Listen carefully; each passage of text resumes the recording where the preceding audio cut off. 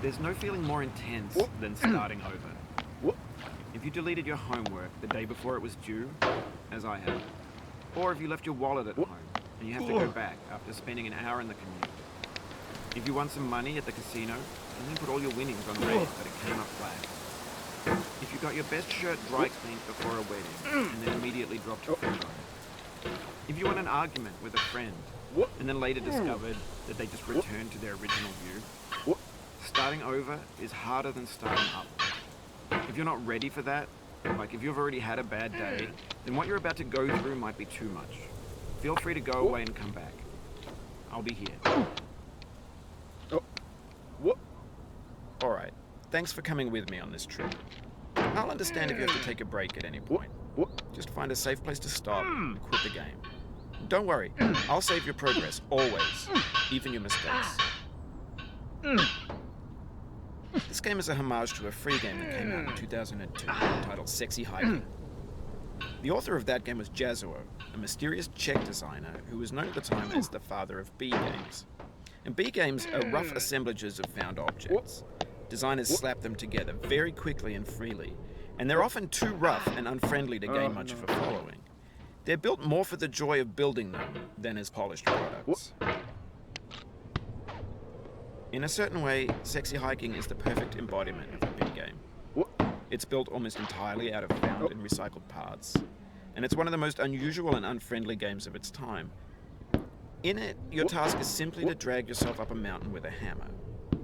That act of climbing, in the digital world or in real life, has certain essential properties that give the game its flavor. No amount of forward progress is guaranteed.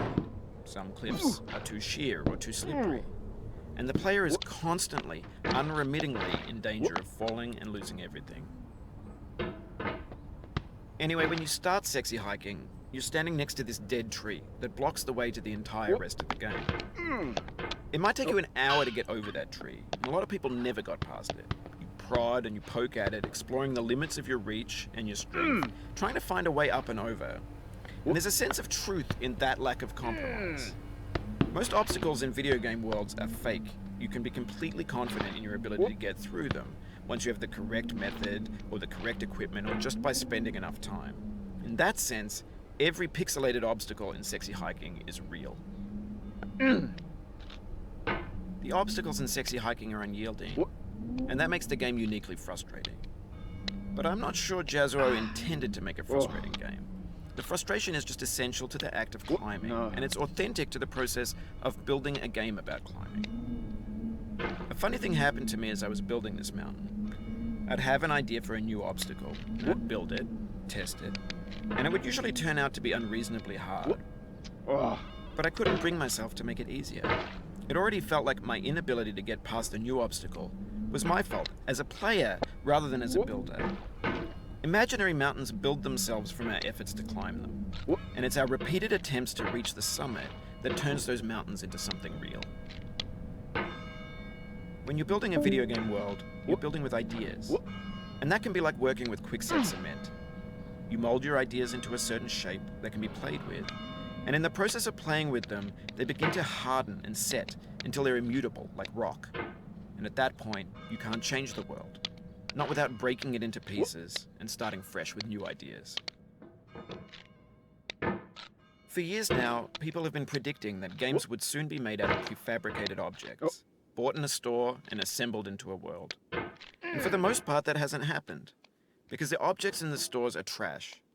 I don't mean they look bad or that they're badly made, although a lot of them are. I mean they're trash in the way that food becomes trash as soon as you put it in the sink. Things are made to be consumed and used in a certain context, and once the moment is gone, they transform into garbage. In the context of technology, those moments pass by in seconds. Over time, we've poured more and more refuse into this vast digital landfill that we call the internet. It now vastly outnumbers and outweighs the things that are fresh and untainted and unused. When everything around us is cultural trash, trash becomes the new medium, the lingua franca of the digital age. And you can build culture out of trash. But only trash culture. B games, B movies, B music, be philosophy. Maybe this is what digital culture is. A monstrous mountain of trash, the ash heap of creativity's fountain. A landfill with everything we ever thought of in it. Grand, infinite, and unsorted. There's 3D models of breakfast, Gen X's fanfic novels, Scan magazines, green screen Shia LaBeouf, banned snuff scenes on Live League. Facebook's got lifelike bots with unbranded adverts and candid shots of Kanye and Taylor Swift mashups, car crash epic failed GIFs, Russian dashcam vids, discussions of McRibs, discarded, forgotten, unrecycled, muddled, rotten, untitled. Everything's fresh for about 6 seconds, until some newer thing beckons, and we hit refresh. And there's years of persevering, disappearing into the pile, out of style, out of sight. In this context, it's tempting to make friendly content that's gentle, that lets you churn through it but not earn it. Why make something demanding if it just gets piled up in the landfill, filed in with the bland things? When games were new, they wanted a lot from you. Daunting you, taunting you, resetting and delaying you. Players played stoically. Now everyone's turned off by that.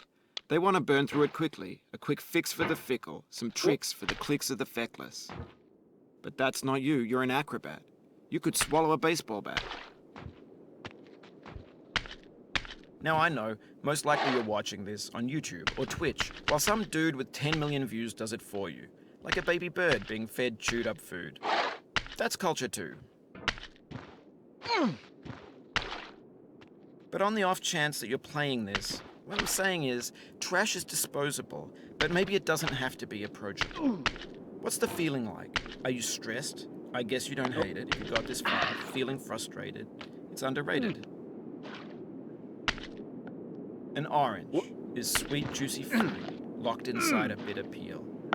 That's not how I feel about a challenge. I only want the bitterness. It's coffee. It's grapefruit. It's licorice.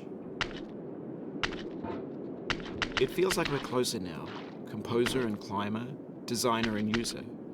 You could have refused, but you didn't. There was something in you that was hidden, that chose to continue. It means a lot to me that you've come this far, endured this much.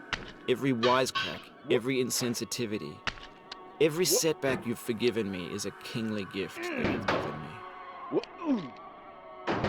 me. We have the same taste, you and I. It's not ambition, it's ambition's opposite. An obdurate mission to taste defeat. You'll feel bad if you win, so I put this snake in for you. Have you thought about who you are in this? Are you the man in the pot, Diogenes? Are you his hand? Are you the top of his hammer? I think not. Where your hand moves, the hammer may not follow, nor the man, nor the man's hand. In this you're his will, his intent, the embodied resolve in his uphill ascent. Now, you've conquered the ice cliff, the platforms, the church, and the rectory, the living room and the factory, the playground, the construction site, the granite rocks, and the lakeside. You've learned to hike. There's no way left to go but up, and in a moment I'll shut up. But let me say, I'm glad you came. I dedicate this game to you, the one who came this far. I give it to you with all my love.